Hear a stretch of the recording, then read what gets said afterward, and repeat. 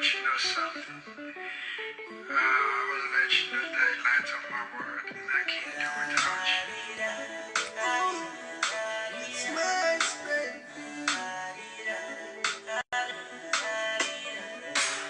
Ever since I met you, girl, every other now and then, no matter, making up a dreaming girl. Hey, April.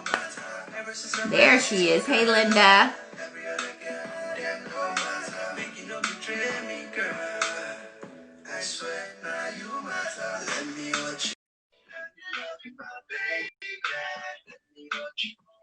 This is Melody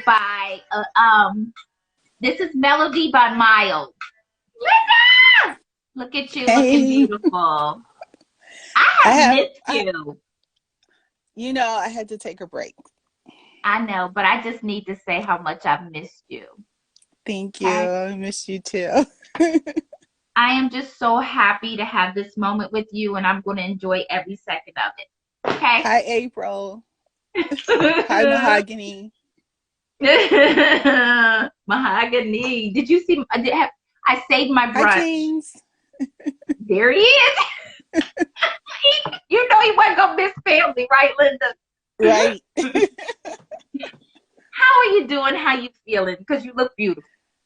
Thank you. I'm doing good. It's been some interesting times. It's just, 7 months, 8 months into the situation, and yes. So I know you. I know you, but I want those who are going to watch this brunch to get to know you. So kind of give us a brief biography of how you became Linda Today social media consultant. Well, it is weird because I'm nervous, and I know I shouldn't be nervous, but I'm on the spot. I'm in the hot seat today, so I'm a little bit nervous. Let's see. Well, I'm from Washington, D.C., born and raised in Washington, D.C. I lived in California for 10 years. I'm sorry. I lived in California for 10 years, and y'all just have to excuse that. Act like you don't even hear it ringing. Lived in California for 10 years. What else? Oh, I graduated from DC's Ellington School of the Arts. I was a theater major. So, and I'm now on the alumni board currently.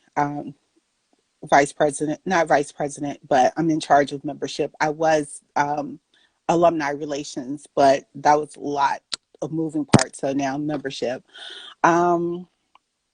So I've been interested in the entertainment industry since I was in junior high school. We used to, back in the day, read Right On magazine, Tiger Beat magazine. I'm dating myself. I remember. I'm sorry, I'm dating myself.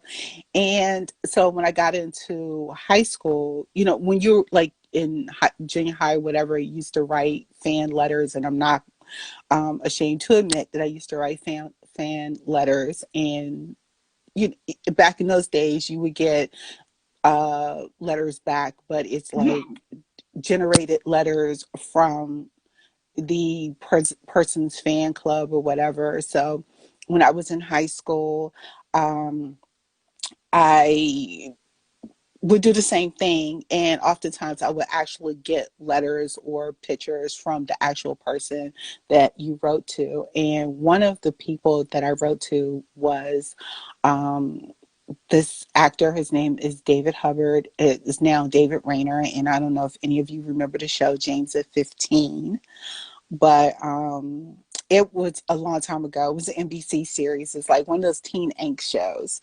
So I wrote to David, and then I did a scrapbook, and I sent it to David, and I got a letter from his grandfather, which I still have to this day. And wow. He was like, yes, to this day. So I was like, but see, the thing about the fan letters I wrote was never like, oh my God, I'm in love with you, I think you're fine, and all this. It was always, I'm interested in doing what you do. So, is there anything that you could share with me? Any Mm-hmm. words of wisdom, how you got where you're at, that you could Mm-hmm. share with me? So that was my first. David ended up being, is a long story, but through his grandfather, I got to meet David in, I think, 82. Um, yes, got to meet David through his grandfather, and actually went to go visit David's grandfather, who's no longer with us, and love me some Grandpa Byron. And I'm glad I Uh-huh. still have the first letter that he wrote to me. I still have it. So um, I don't know. And then um, from when I moved to California, I missed some steps. I moved to California in 84. And by that time, I had met some other people and became friends with them that's in the entertainment industry. And they took me under their wing, and they taught me the do's and don'ts, by being a single person coming to California and living out there. It wasn't just visiting, it was like actually living. Um, Mm-hmm. I just immersed myself in all aspects of the entertainment industry. So that's how I got my start. Wow. That is amazing because I remember those letters and I remember writing some myself. I mean, it's not like it's different because back then you actually had the opportunity to actually meet the person you wrote the letter to, as was Yes. my case with David, but I had an intercessor, which was his grandfather. And so from meeting David, I got to meet other people that was in his circle. Is a lot of, we didn't, okay, so back then we didn't have a lot of uh, Black actors that we could look up No. to. We didn't. No. And so those ones that you did have, you kind of supported them, you reached out to them, you became a fan. And one of the things I have to say, I hate the word fan, because if you're a fan of somebody, it's like you can turn the fan off and on. I will Right. always say I admire what you do. um Right. Never said that I was a fan, um because you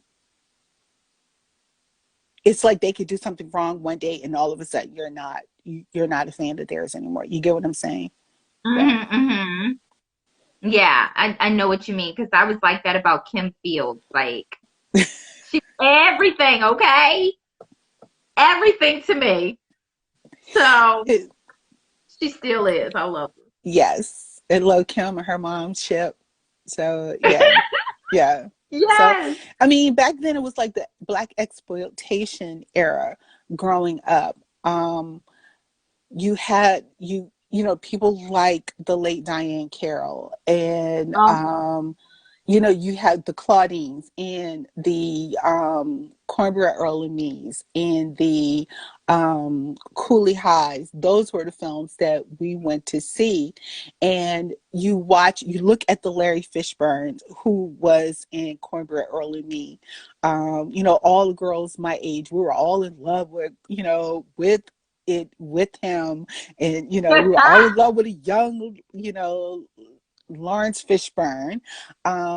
We all love Lawrence Hilton Jacobs. We loved him before he did Welcome Back Carter. So it's like right. you look at these actors now that you used to look at on TV or in the Black exploitation films back then and go, wow, I remember when you did this. I remember when you did that. And the funny thing is that when I met Lawrence Hilton Jacobs and I was telling him about Cooley High, and he looked at me, he was like, how old are you? He said, Ah, you watched that on reruns, right? And I'm like, no. no, sir. No, sir. No, Wow. I went to the theater. So yeah, it fueled the films and the TV shows like fueled my interest in the entertainment industry. It was something that I wanted to do. I wanted to be a writer. I never wanted to go like in front of the camera or anything like that. I always wanted to be a writer. So, Beautiful. What was California? What was that part of your life like? wow. So I moved to Los Angeles in 1984, and it was like the tail end of the Summer Olympics in Los Angeles. And I just remember it being really, really hot, and living in Rosemead, not living in like Hollywood or mid Wilshire, but living in a community that was predominantly Asian or Mm, predominantly Asian or predominantly Hispanic. And but working in Los Angeles, working in like downtown Los Angeles or whatever. But I worked in the industry, and I had a real job. And so it was difficult, especially as a young woman, because, I moved out there when I was 21. And because I didn't look 21, I looked younger than 21. Physically, I mm-hmm. looked 21, but um, physically, meaning I was Yeah. skinny. I was a skinny girl with boobs. Um, I in my face, I didn't look 21. Let's just say Right. that. And because I wanted to be a writer, I remember knowing where Right On Magazine was, knowing where Star Magazine, knew where the address were, and just going to Hollywood and knocking on doors and saying, "Hey, I'm a writer, and this is what I want to do." And I remember um, Steve Ivory, who was I believe was Black Teens, or Black Star Magazine. And I remember shoving some like articles that I had written, and nothing that had been published, but shoving them under his door. And as I'm walking down the hall, he's like, "Hey, come here for a minute." And so we sat and we talked, and he gave me a little insight. He was like, "You look like you're young. You look like you're fresh off the boat." And he gave me some tips on how to carry myself and how to be Mm, careful. My first, I have to go back. My okay. first published experience was with Right On Magazine. It was an article I wrote about. It was a fan experience about David Hubbard, but I wasn't a fan at that point. I had known David. David had come to DC. We had arranged for him to speak at Duke Ellington to the theater students. We had one of my friends whose dad was on the school board, DC school board, had arranged for him to speak at Anacostia High School. So we just wrote about that experience for that weekend, and I submitted to Write On. But my first real freelance writing job was Black Enterprise Magazine. I did an interview with, again, I'm dating myself, with Leon Silvers of the family singing group, The Silvers. And what happened with that interview, it never got published because I didn't know when someone said off the record, you could still publish what they said, but you had to use off the record. Gotcha. But what came out of that was him introducing me to a young man named Troy Johnson, who had just signed with Leon's label, which was Calista Records, a subsidiary of Motown. So instead, I did an interview with Troy and with the Go-Go Band, who was out from here, Trouble Funk, who was out there working on a film at the time. So I may have lost the interview with Leon, but I did still have the interview with Troy and the interview with Trouble Funk. And again, those were Wow. um, my two professional uh, interviews are real published that I got That paid is, for. those are, that's awesome. Did the advice that he gave you, did you Mhm. use it and was it beneficial? Yes, you're talking to Steve Ivory. Yes, and Yes. to this day, I credit Steve Ivory for the advice that he gave me because I, I learned not I was not a person that took no for an answer. It was like if there was something I wanted, I went after it, and sometimes again, men didn't treat you with a lot of respect because they Okay. saw you physically and was like, okay, we'll do this if you do that. And I had so many other Oh. friends by that time in the industry who was like, you talk to them, say, well, I met this person. They were like, no, it's a no. It you don't want to have anything to do with that person. And if I hear that you've been by yourself with that person, then I'm going to be mad at you. So, fortunately, because of the people I was surrounded by, I didn't go the way a lot of young girls did that came Mm. out there and got lost in the industry where they had to sell a piece of themselves in order to get where they want and then fall by the wayside. So, um, Mm. fortunately, I had God and I had my friends looking out for me because you know what the word says, God looks out for fools and babies. And in those Hello. instances, I was a baby. Not that Right. foolish, but I mean, I can say that I Yeah, was foolish baby. in some sense. I was a baby. Yeah. Yeah. Yeah. I'm so glad because like the whole casting couch type of thing was really huge back then, right? Yes, it was. Ugh. Um, it was interesting because I had a full-time job during the day, and then in the evening, I mean, you're young, you're in your 20s, it's like go home and go to sleep, go home and chill. We going out, we going to who's doing what. It was all about networking, and Mm. it was how to get yourself in the industry and how to get taken seriously. Is one of the things was you do not allow yourself to be used. You do not allow people to get in your ear and say, well, if you do this, Mm. you, this will happen. I can make this happen for you. You don't want you. Trying to think. No, I think I was pretty savvy at that point. I think I made Mm. some mistakes, but you can never meet someone that says, oh yeah, Linda. yeah, yeah. Yes. Yeah, Yes. there's nobody that could say that. And I've seen that happen. I was working with my friend Clyde Jones. People know him as a Soul Glow guy. He's Yes. in the commercial, Let Your Soul Glow. Yes. He was also in the film Get On Up with the late Chadwick Boseman. He was the preacher Oh, in in the movie.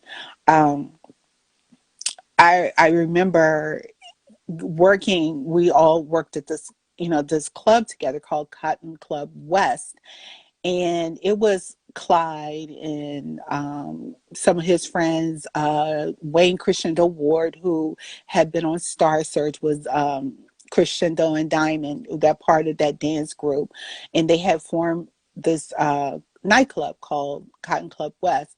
And I remember one night, and it was Robert Townsend and some of his partners in oh crime and wow. some other Mm-hmm. actors that was there. And I think it was towards the end of the night, and we were all standing around talking. And I'm the only female in amongst of these guys just standing there talking because just soaking up everything they were saying about the film industry and things of that nature. And I remember this girl walking through, and the actor whose name shall be remain nameless, the girl spoke to him. And he said, hey, how you doing? And she goes, call me sometimes. I'd love to hear from you. He's like, okay. And as she walked by, another actor whose name shall remain nameless said to her, oh, you know her? And he's like, yeah, I've been with her. And the Ooh. other guy said, I've been with her too. And then two other guys said, I've been with her too. And I stood there and I'm like, that will never be me. That will Mm-mm. never be me. Never be Mm-mm. me. Mm-mm. Never be Wow. me. Now that was a So good example, huh? Yeah, and I mean, I look at these young girls today, they'll do anything to get in the industry. Hmm. And you don't realize that your past will come back to haunt you. So you Heavy. can't be very heavy. You can't be out here doing a little something for change, because once your career has dissipated, if you try to get back in the industry, someone will be like, oh, such and such. Oh, yeah, you might not want to deal with that. Or they're not going to take you serious. Not going to take you serious. So you actually were, as they say, on the ground. You did the footwork Hmm. for where you are now. And how did things change when social media came in the scene? That's a good question. So, when I started doing, when I started doing, okay, I didn't talk about how I started doing public relations. I started doing public relations. I have a friend, his name is Dwayne Brady. And I met him through another friend who happened to be a friend of David. So you see how Hey. is that network, and actually she happened to be David's personal assistant. So she introduced, she said, hey, I have this friend. He's a fitness coach. He works at this place in Reseda. And so I want you to meet him. And I'm like, okay, that's fine. So I worked with him, and they had a program called the Magic Coach. He was the coach, and his business partner was Magic, and they told their personal stories of survival and trauma, and they wanted to present it to some. They had what's called a backers audition, have people come Oh, in and give them money to have the program go forward.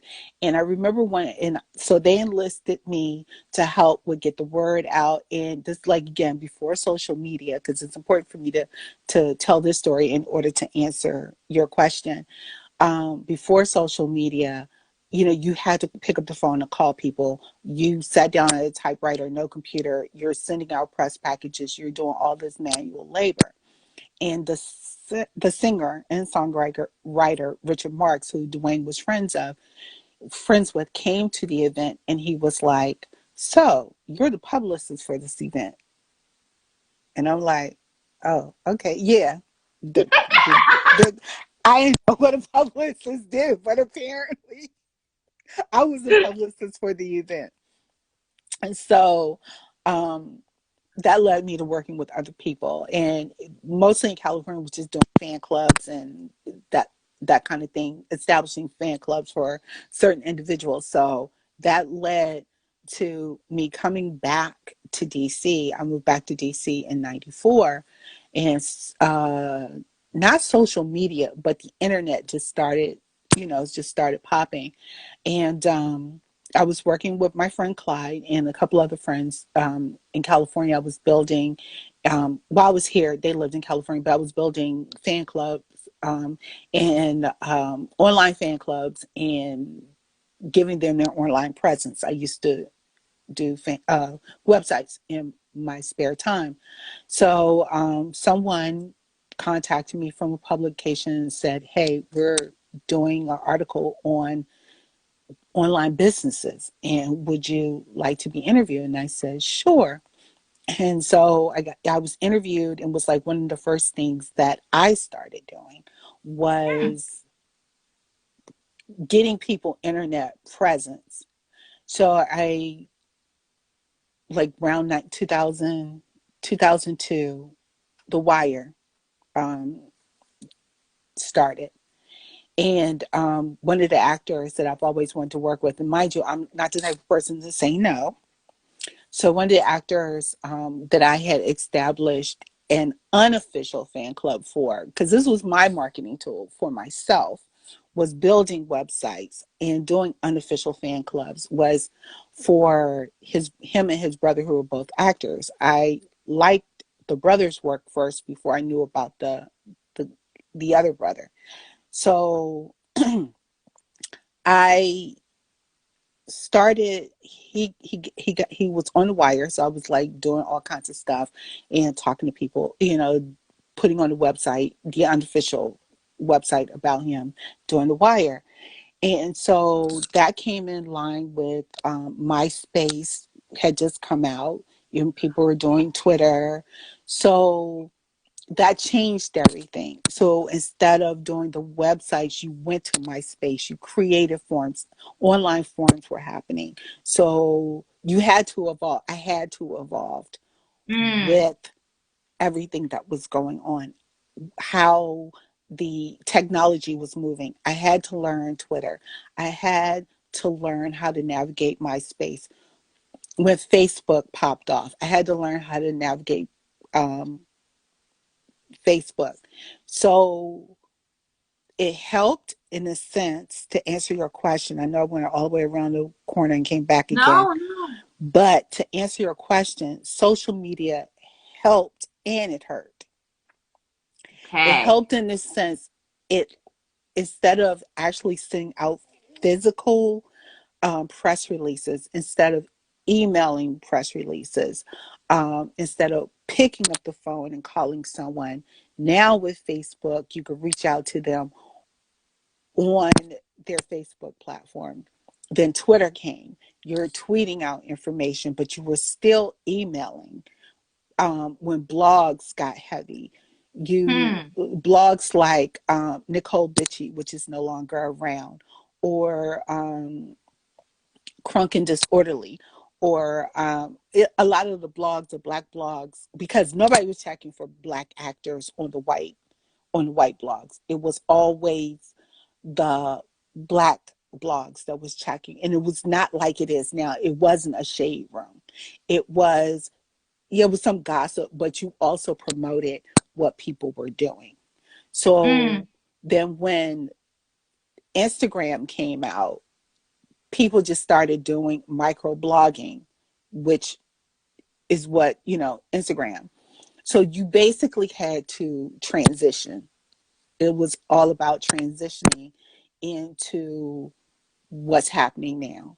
And you have to study. And people are like, well, you don't have to study. Yes, you do, because you have Mm. to learn how to use these platforms correctly. It took me a while to learn about the hashtags. It took me a while how to not get myself microbanned with not too many hashtags, not trying to follow a whole bunch of people. Um, it taught me how to engage. And yeah, so it had helped a lot because it cut down on the work you did, where it's picking up the phone or spending a whole bunch of time on the internet. You're basically picking up your phone now and using your fingers Yeah. and your thumbs to type in characters. And then you can just share it and tag as many people as possible. And so I think a lot of the publicists that are coming in now, especially the black ones, and I'm only going to speak on the black ones, is misusing this whole social media because it's more like propping themselves up instead of their clients, because some of them want to become more famous than their clients. Oh, that's a problem. I know that I recently, because I'm such a huge fan, a lot of people don't know this, to use the word fan. I admire um he's an actor, his name is Sasha Ruiz, Hmm. and I admire him because he's a humanitarian. He gives a lot of his time to giving back to the community. And so someone figured that out and they Hmm. reached out to me as him Oh, and wow. tried to have this relationship with me as if I was going to believe it was him. Hmm. And I just wanted to see how far this was going to go.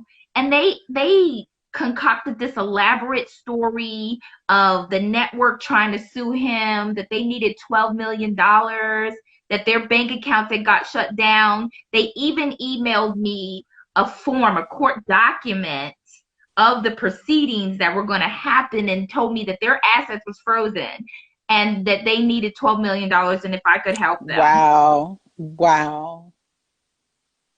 As a social media consultant, how do you help these people with scams like this going on?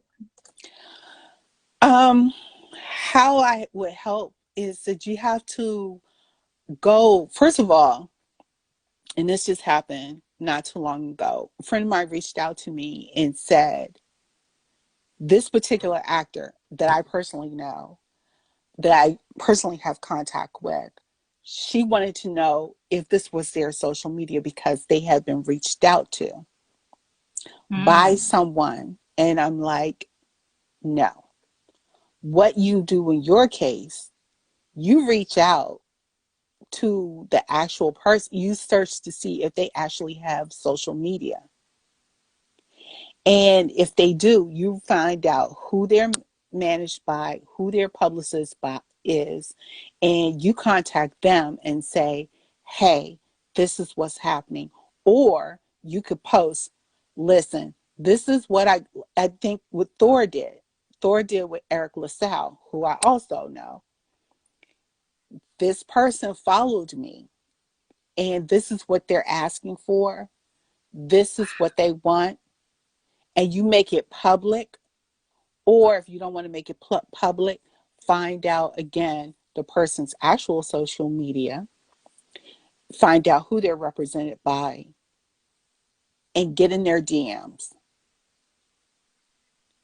That's how you do it. Mm-hmm.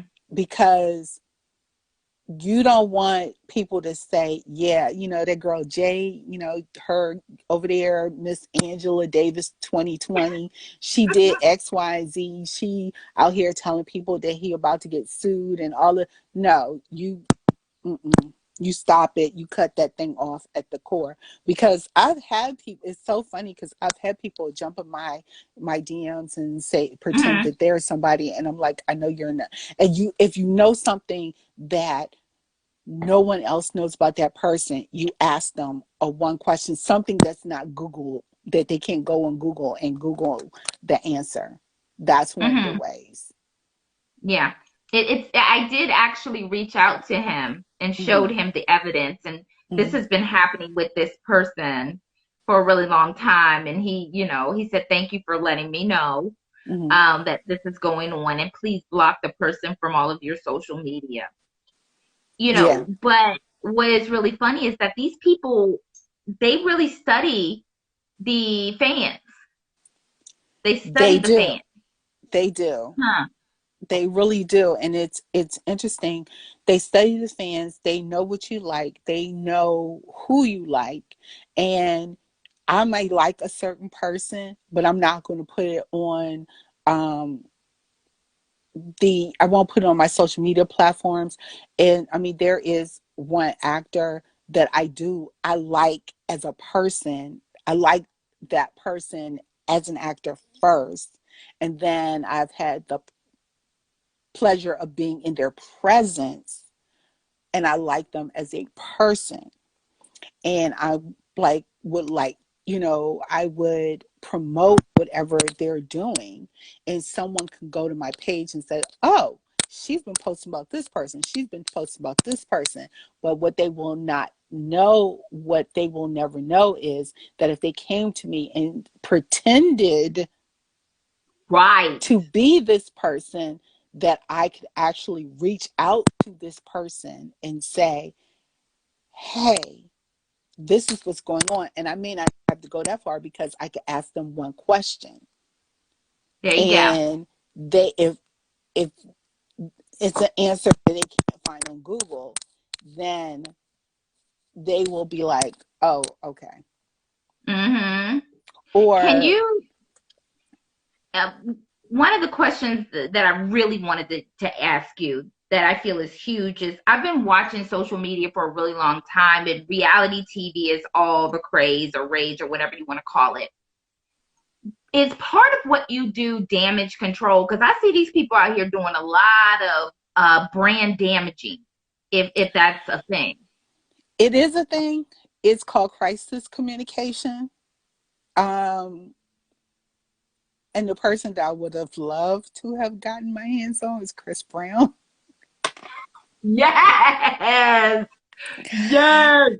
Someone had approached me a long time ago before he even came out and said, hey, there's this young kid that's coming out of Tappahannock, Virginia. You might want to check him out. And I'm like, I don't do kids. I don't represent children.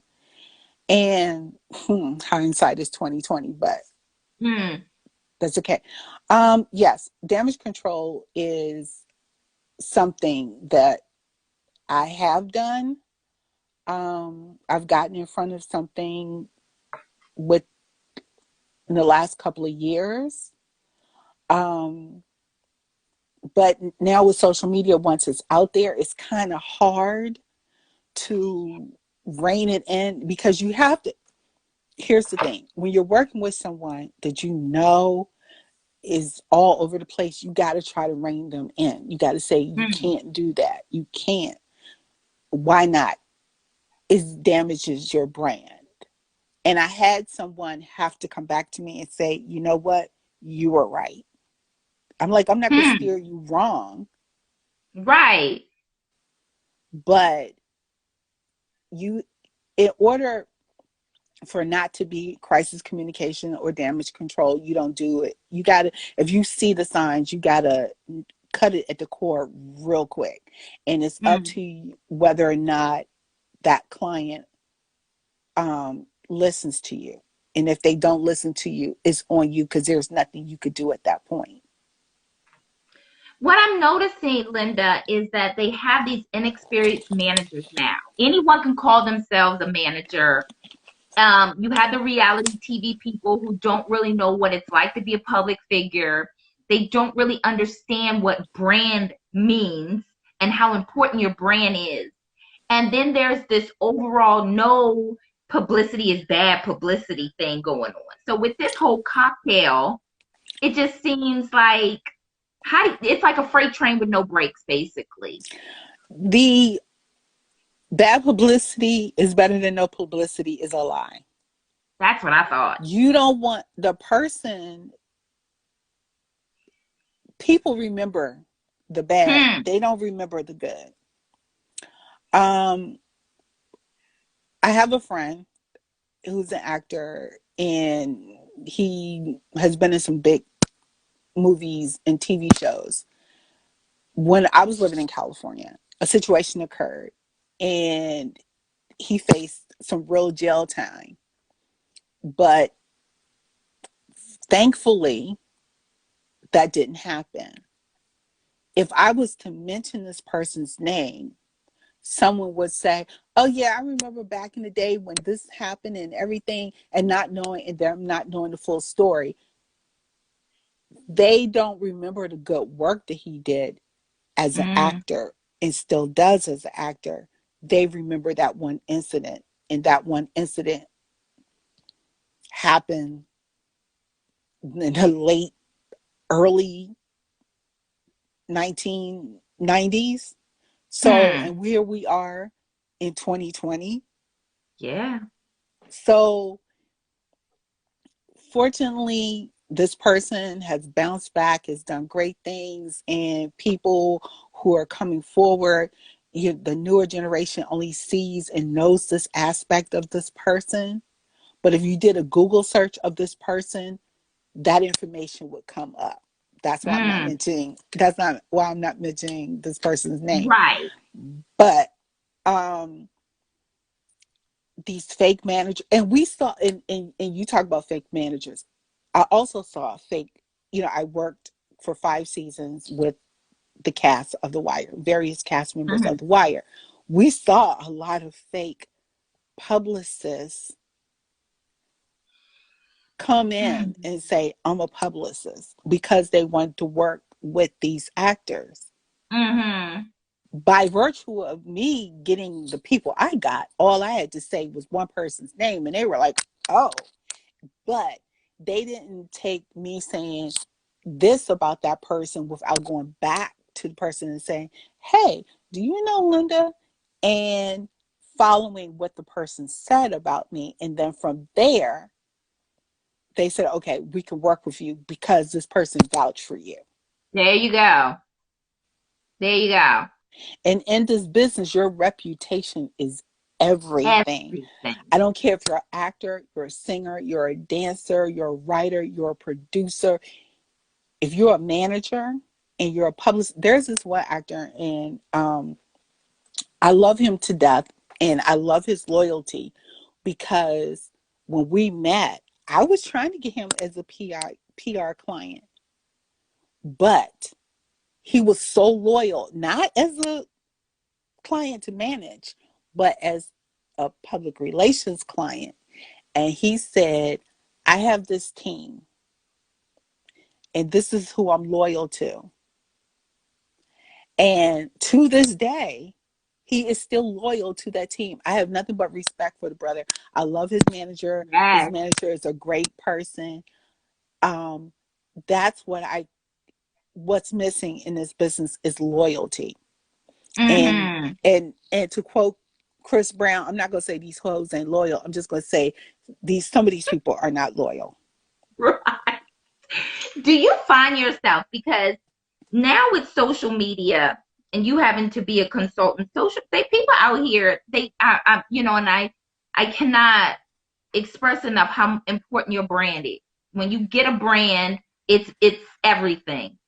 Do Your you brand find is yourself, everything. it's everything. Do you Mm. find yourself clashing with these managers who are just jumping on the scene, putting manager under their name? You find yourself clashing when you're trying to work and help a person navigate social media? If they have a manager, okay, so this one particular actor,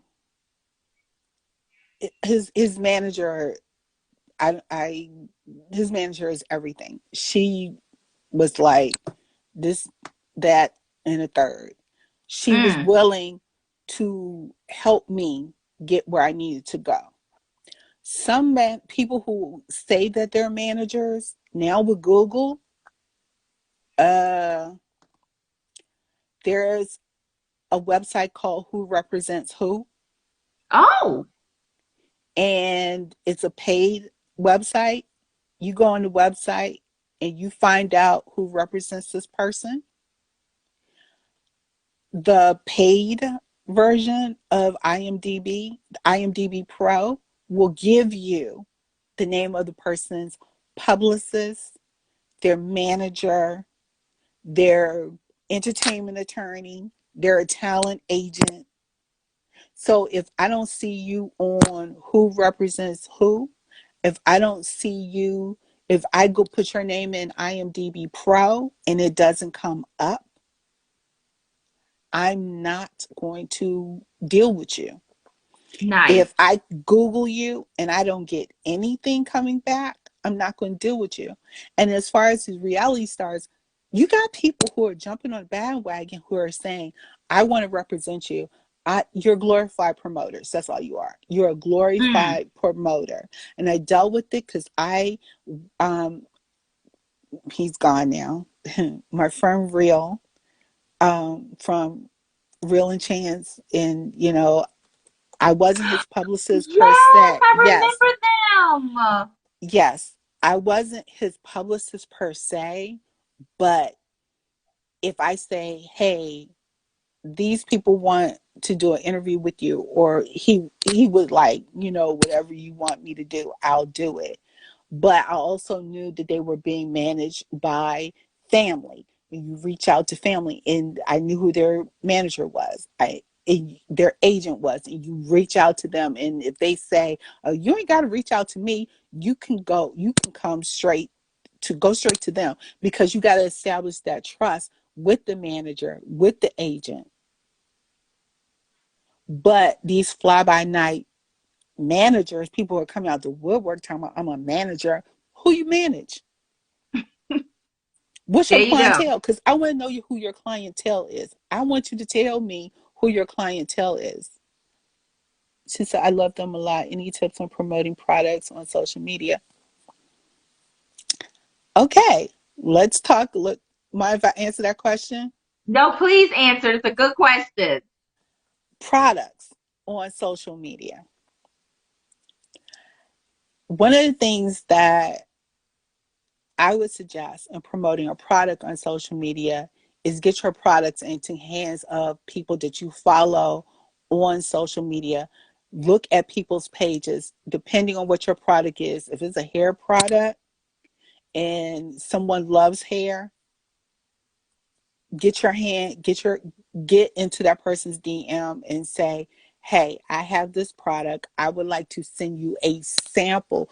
Don't send them a full bottle Mm. or anything like that, because a person may not um, use your product. If you want to have them just do product placement, send sample. If you want somebody to wear the hair or use the hair products and you want to give them a full bottle, give them a discount code. And but on the stipulation that I'm giving this to you and I'm giving you this discount code in order to help promote my product. You could even use brand ambassadors. And um, again, whatever your product is, look at the hashtags, follow the people who are interested in hair, interested in makeup, interested in skincare, interested if you have t-shirts or something to that effect. Then you just target that audience and reach out to those people. But you have to be legit, because I've had people get the hey babe, hey girl, hey boss girl. Um, I would like for you to use this code, and all you have to do is wear my product, and then come to find out it's being drop shipped from China. And it's happened to me. True story. I've had that happen to me. I get a lot of people in my inbox wanting me to be brand ambassadors, and I know that it's not true. Yes, a contract should be involved. Oh, good. That's a good question. Yes, a contract should be involved. Because I've been asked to, I was Hmm. reached out to be a brand manager for a brand's t-shirt line. And I chose not to, because it's not that I didn't like the messaging on their t-shirts, but I look for certain things. And reading their contract didn't sit right for me. So Mm. I didn't sign. I opted not to do the brand management. So Good yeah. information. That's Mahogany, I good, hope good. that answered your question. If not, feel free to DM me. That's right there. Some good information. Yeah. Um, when someone is working with you and they want to increase their social media representation and stuff, what what are you what are you looking for to take as a client? Like, I'm sure you don't just take everyone. So Can you what do they afford have it? to, Can you afford it? That's number one. and Is you it in your afford it? budget? Is it in your budget? What is your budget? Okay. And if you tell me I don't have a budget, okay, can you pay $25 a month until this certain time? If you can do that, are you willing to follow what I tell you to do? There you go. If you're not, because see, I don't take everybody. I have to believe in a product. I have to believe in a service. I have to believe in a person before I agree to represent them. Mm. And um, if you're serious, then I'll help you. But one of the things I've decided to stop doing, Jade, and focus on my brand, building my own brand, is because I was working with someone and I enjoyed working with them. I enjoyed helping them out, um, get the information about their project out. And when they said, hey, I can no longer afford, I'm like, okay, I'll still support you. I don't care. But when I noticed that, because I decided to show my support for, I have a lot of friends in the industry, because Yeah. decided to support someone else's support and not promote, but just, retweet, whatever, repost, I face some backlash. I'm loyal. You, unless we have an exclusive contract. There you go. If we're not exclusive, I don't do exclusivity. Gotcha. I don't do that because Mm-hmm. that, unless you're paying me a bunch of money that I can say, okay, I'm only working with this person only. You can't tell me I can't do something when Exactly. that's not in the contract. I don't do exclusivity. Exactly. Now, there was recently a foolish thing that happened to you that still boggles my mind, and that was Isaiah Washington. Obviously, he doesn't know who you are, and he did a social media no-no, right? What is your advice to people who lash out on social media and they don't really know who they lashing out at? Delete your social media. Point blank, period. Delete it. Because you talking about your brand in that situation, he talking about his brand, talking about I was doing damage to his brand. All I said was, I don't know this man. Hmm. He accused me of trying to cancel him. And you can't cancel. You can't cancel anybody. No. And that's one of the things I don't like about cancel culture. That's a whole nother story. Hmm. But the way he came at me is like, really, you really don't know. You've been involved in something that I'm involved in, and you still want to be involved? Hmm. Because guess what? I got the power to make sure that you're no longer involved. And I'm like, you Brenner and Moses, so let it be written. So let it Let be it done be written. Let it be in the done. 10 Commandments. Yeah, I already handled that. That part got handled. Huh. That's what I'm saying. People really need to know what they're doing on social media. And nobody's above social media. I don't care who you are. Nobody's above getting got on social media. Hmm. I don't care who you are. I don't care if you Isaiah Washington. I don't care if you're 45. I don't care. I don't care. I don't care. You come for me, and you come for me reckless, and you come for me wrong. I'm getting you back. Hmm. And you're not even going to know that you got. Hmm. What is the best advice you can give to someone to protect their brand?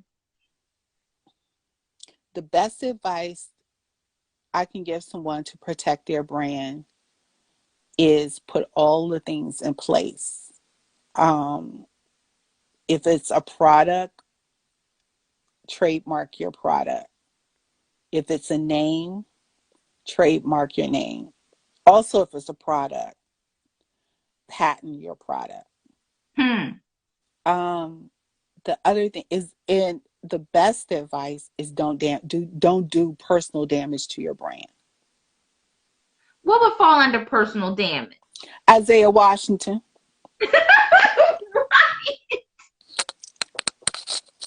the way he came at me, That was so simple. don't do anything that will hurt your brand. Don't do anything that would cause cancel culture. Just Hmm. don't. Just don't do anything that will um, make people say, I don't want to deal with you anymore. That's how you hurt your brand.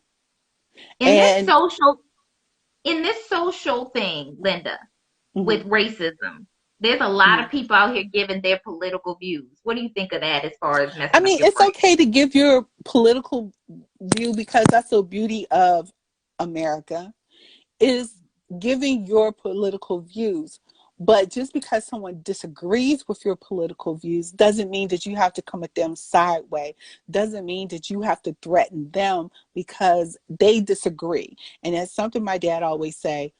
We can disagree with, we can agree to disagree without being disagreeable. And the Yes. situation with Isaiah Washington, he could have disagreed with me. I don't have no problem with him. I didn't expect him to agree with me, but he didn't have to threaten to have me doxxed.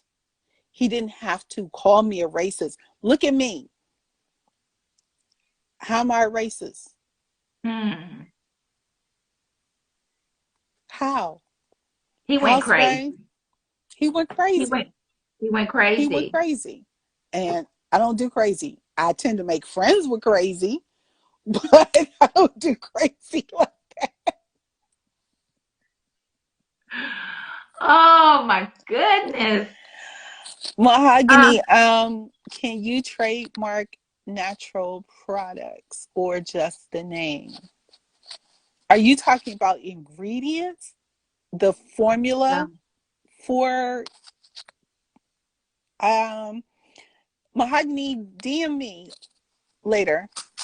I see my cousin just joined. Hey Hi, girl. family.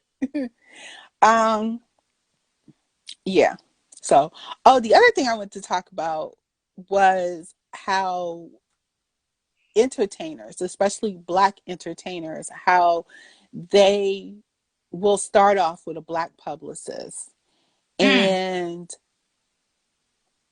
they go to they after they get ingrained into the Black community, they decide that that Black publicist no longer fits their brand, so they'll go for a white publicist. really? Yes. Hmm. Yes. And unless you are someone like Denzel Washington, who, uh, you know, or someone who can pay the big prices of the big major entertainment public relations company, unless you plan on marketing yourself to the Black community, you're not going to get the audience that you're seeking for your project. Hmm. I hear that. So that was the other thing I wanted to mention. And that's a whole nother conversation. We need And more than we an got to hour for have that. it. I know we do, and our hour is almost up, and I'm mad about it because you got some good info. I'm not a person in the entertainment industry, but I'm always telling people to protect your brand. And I Mm-hmm. don't think I'm wrong in that. I think that that is, I've had people steal my pictures. My pictures are all Oh over the yeah, internet. we know. I know about what happened to you. I know. Yeah, my pictures are all over the internet. People in Beijing, people in Taiwan are using my pictures. What? Yes, and trying to get money as me. So, you know, I'm very scared about that because my face is everywhere and I'm not even a celebrity. Wow. So when I talk to people who are public figures, it's just like because I've had this happen to me and people have been catfished with my pictures over and over and over again. I always tell them protect your brand. Just please. I don't even have a brand to protect, but I think I need to. Well, you have a brand now. I guess Your so. your anti-racism activism is a brand. That's your brand. True. You are True. a brand. Jade is a brand. Mm. You got to protect your brand. I'm a brand. Yeah, you are. Yes. I am so not Hollywood is a brand. Yes. Thanks, Linda, for having info. Thanks, James. Thanks, ma'am. I just Um, want to I do want mhm. to thank you, Linda. Getting your time is so valuable. Um, and I just appreciate you giving it to me. The knowledge that you have is beyond incredible, and you give it so freely. And thank you for that. Thank you for your You're support. welcome. You're You know, welcome. there's a lot of information you've given me that has helped me a lot. Oh, So you're I'm thankful for welcome. you. Happy to do it. And I'll be back um hopefully this week. I'll be To waiting my on you. normal self. I'll be back to my normal self. My live is ending, and thank you so much, Thank you Linda. guys. Thank you.